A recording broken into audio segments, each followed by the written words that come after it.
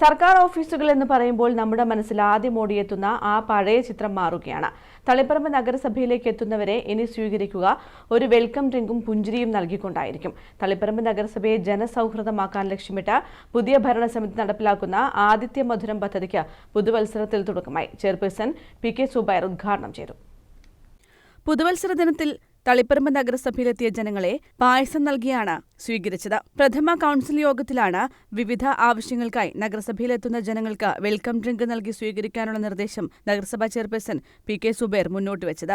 മറ്റുള്ള കൌൺസിലർമാരും നിർദ്ദേശത്തിന് പച്ചക്കൊടി കാണിച്ചതോടെ പുതുവത്സര ദിനമെന്നത് നഗരസഭയിൽ മാറ്റങ്ങളുടെ ദിനം കൂടിയായി തീർന്നു. ആദിത്യ മധുരം എന്നാണ് പദ്ധതിക്ക് പേരിട്ടിരിക്കുന്നത്. നഗരസഭാ ചെയർപേഴ്സൺ പി.കെ. സുബൈർ ഉദ്ഘാടനം ചെയ്തു. ഇന്ന് ലോകത്തുള്ള എല്ലാവരെ പോലെ തന്നെ പുതിയ ഒരു ഇയറിലേക്ക് കാലെടുത്ത് വെച്ചുകൊണ്ട് നമ്മൾ ഏറെ സന്തോഷത്തിലാണ്. ഇരട്ടി മധുരമുണ്ട് തളിപ്പറമ്പ് നഗരസഭയ്ക്ക്.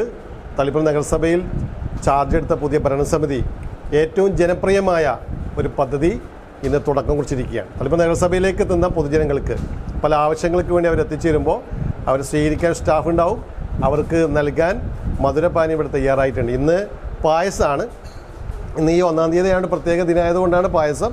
വരും ദിവസങ്ങളിൽ പറ്റാവുന്ന രീതിയിൽ പല രീതിയിലുള്ള ചായയും അതുപോലെ ലൈം ടീ ആയി ഒക്കെ ഉണ്ടാവും.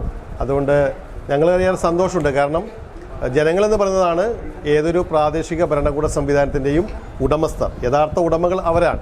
അവരിവിടെ വരുന്നത് അന്യരായി ആവാൻ പാടില്ല എന്നാണ് ഞങ്ങൾ മനസ്സിലാക്കുന്നത്. അവർ വരുമ്പോൾ അവരെ സ്വീകരിക്കാൻ ആളുണ്ടാവണം. അവർക്ക് എല്ലാ കാര്യങ്ങൾ ചെയ്തു കൊടുക്കാൻ ആളുകളുണ്ടാവണം. ഓഫീസിൽ നിന്ന് ആ രീതിയിലുള്ള പ്രതികരണമായിരിക്കണം എല്ലാ ഓഫീസ് സെക്ഷനിൽ നിന്നും ഉണ്ടാവേണ്ടത്. വൈസ് ചെയർപേഴ്സൺ ദീപ രഞ്ജിത്ത് അധ്യക്ഷത വഹിച്ചു.